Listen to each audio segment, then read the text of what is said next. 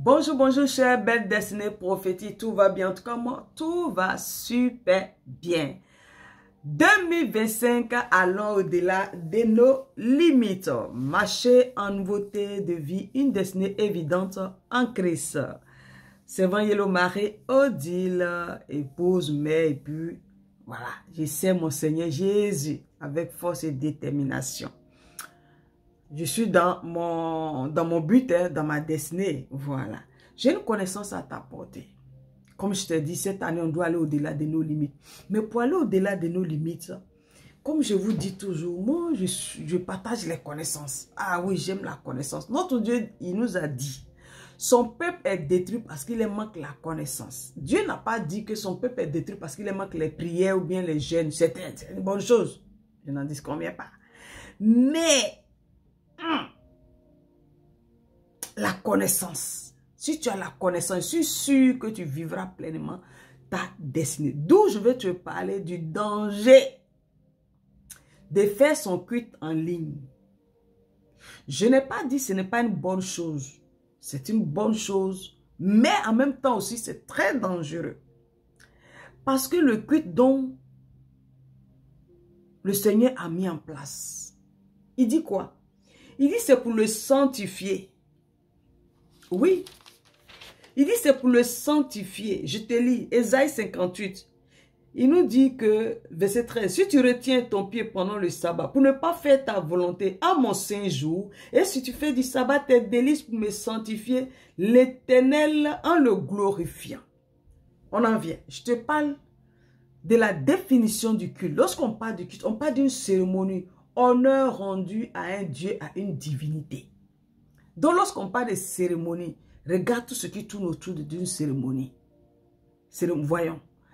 Les cérémonies simples que nous voyons. Et là, on parle d'une cérémonie à une divinité. Oh, notre Dieu, c'est une divinité. C'est le Dieu qui est au-dessus de tout. Puissance, c'est lui.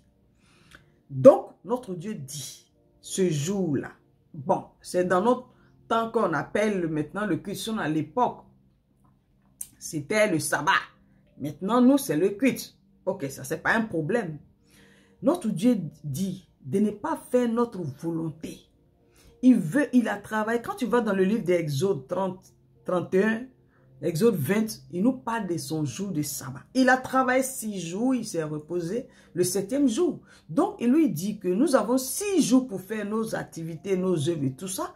Mais il aimerait bien que le 7e jour, nous nous retrouvons, nous, ses enfants, ses fils, ses élus. Et nous le sanctifions, nous le glorifions, nous donnons l'honneur à notre Dieu. Maintenant, toi, tu dis, tu fais le culte à la maison. Bon, si l'année commence, que tu commences comme ça, c'est pas intéressant. Ce n'est pas intéressant. Le culte à la maison, tu peux faire le culte à la maison quand ça ne dépend pas de toi, dans les circonstances, dans des événements qui font que ça veut dire que tu ne peux pas te déplacer. Oui, ça ne dépend pas de toi, ce n'est pas ta volonté.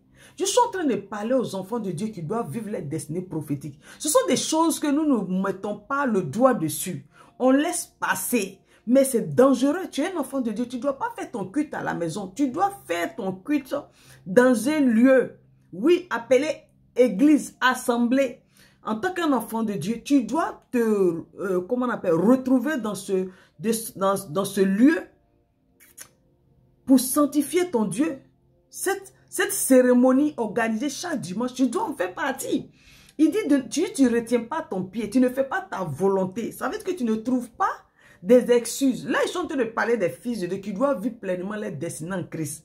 Parce que ce sont des choses que nous négligeons, on laisse passer. Mais ne nous étonnons pas que, ouais, on prie pour moi, on fait ceci, mais je ne vois pas les miracles. Mais il y a beaucoup de choses qui font que nous ne voyons pas les miracles. Dieu dit, si tu ne fais pas ta volonté, tu fais du sabbat tes délices. C'est un moment qui est agréable. C'est pas, comment on appelle, ce n'est pas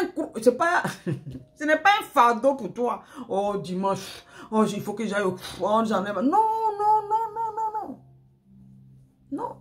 Le dimanche, c'est un moment agréable à nos yeux. On est content lorsque le dimanche, ça veut dire que toute la semaine, tu as couru de gauche à droite, tu as fait tes activités, mais lorsque dimanche s'approche, tu dois être content, tu dois être dans la joie, parce que tu vas dans la présence de ton Dieu. J'ai dit 2025, allons au-delà de nos limites. Mais pour aller au-delà de nos limites, ça en fait partie. Respecter le jour du Seigneur.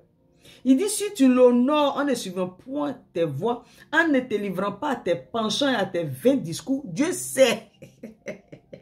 Marchant en nouveauté de vie, une destinée évidente. Mais je te parle de ça. Est-ce que toi-même tu connais tes dons? Est-ce que tu connais tes dons? Depuis que tu es en Christ, est-ce que tu connais ton but? On est en Christ pour nous révéler. Hein? Christ nous a dit, vous êtes la lumière du monde. Et on n'allume pas une lampe pour la mettre sous le boisson. Il dit, on la met sur le chandelier, elle est claire. Tu es une lumière. Mais est-ce que tu brilles dans ton authenticité? Mais pour briller dans ton authenticité, c'est par tes dons. Par ton appel. Tu pries, tu es au combat, tu es en train de casser, tu es en train de briser, tu es en train de tordre les sorciers, tu es en train de chasser les démons. Mais non, en tant que tu ne connais pas tes dons, c'est un peu insensé, hein? C'est un peu bête. Oui, c'est un peu bête. On revient. Faux. Moi, j'accompagne les destinées. Toi, tu es là, tu pries, tu ne connais pas tes dons. Mais je me demande comment tu veux vivre ta destinée. Comment le Saint-Esprit va décoller avec toi. Comment le Saint-Esprit va faire les exploits avec toi si tu ne connais pas tes dons. Suis-moi, on en vient. Donc ton Dieu dit, alors tu mettras ton plaisir en l'Éternel. Tu mettras ton plaisir. C'est un moment, tu t'organises. Lorsqu'on te dit le culte, c'est à 8 heures. Toi-même, dans la semaine, tu as déjà préparé ton offrande, tu as mis de côté. Tu as déjà prié sur tes offrandes.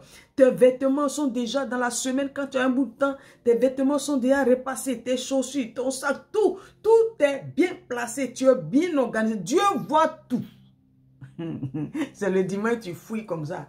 Tu fouilles, tu cherches des vêtements, mais tu es dans le désordre. Et puis vers la fin, toi-même, tu es en retard, rien organisé.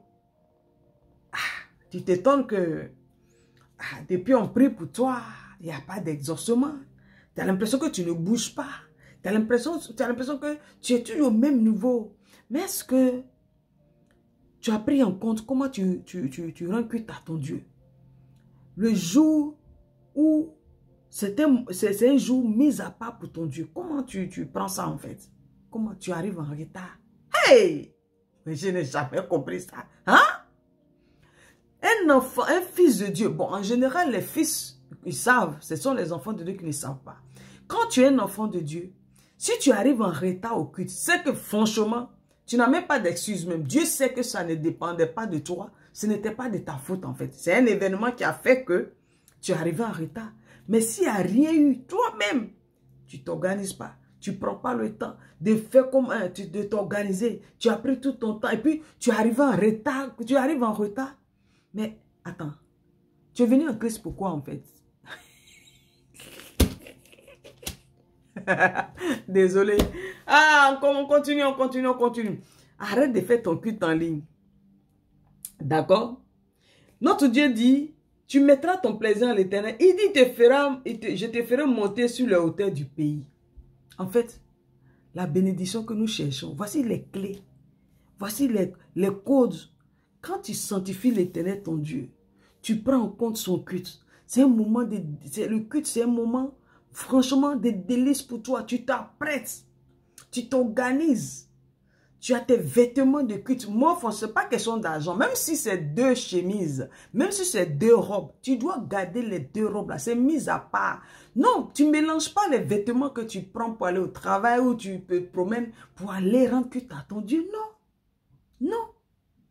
C'est ça en fait. Il faut enseigner ça aux enfants de Dieu. Il faut enseigner ça aux enfants de Dieu. Le moment de culte là, c'est un moment agréable pour toi. Tes vêtements, tout est bien organisé, tout est bien organisé. D'accord? Oui. Ton Dieu te fait la promesse. Notre Dieu, en fait, il se comporte avec nous. Bon, c'est notre Père. Comme une mère avec son enfant. Ou bien père avec son fils pour dire, si tu fais ceci, voilà ce que je te donne. Notre Dieu dit, si le jour de sabbat, tu ne fais pas ta volonté, tu ne t'oublies pas, Tu ne t'abandonnes pas dans la paresse, dans la négligence, dans la procrastination, dans la médiocrité. Mais il dit, c'est un moment que toi, tu mets à part. Ce sont les clés qu'on n'enseigne pas aux enfants de Dieu. Il dit, c'est un moment mis à part. Tu es content, tu t'organises, tu es à fond dans la cérémonie. Tu arrives au culte, tu es dans la louange, tu es dans l'adoration. Tu es un enfant de Dieu, tu n'adores pas. Tu es là pendant que les autres chantent. Tu es à la maison, toi seul. Mais non, quand tu restes à la maison, tu ne rends pas culte à Dieu. Oh, le jour, le sabbat, le dimanche, c'est pour rendre culte à Dieu. Ton offrande t'est bien préparée. C'est pas quand tu arrives au culte, mais tu fouilles dans ton sac. Non, l'offrande c'est déjà préparé dans le mois. Tu as mis ton offrande de côté, tu pries dessus, bien classé. T'occupes pas des gens en fait. T'occupes pas des gens. Les gens te parlent aller au-delà de nos limites. Ce sont les codes, ce sont les clés pour aller au-delà de nos limites. Bien organisé. Parce que tu respectes ton Dieu en fait. Tu respectes ton Dieu.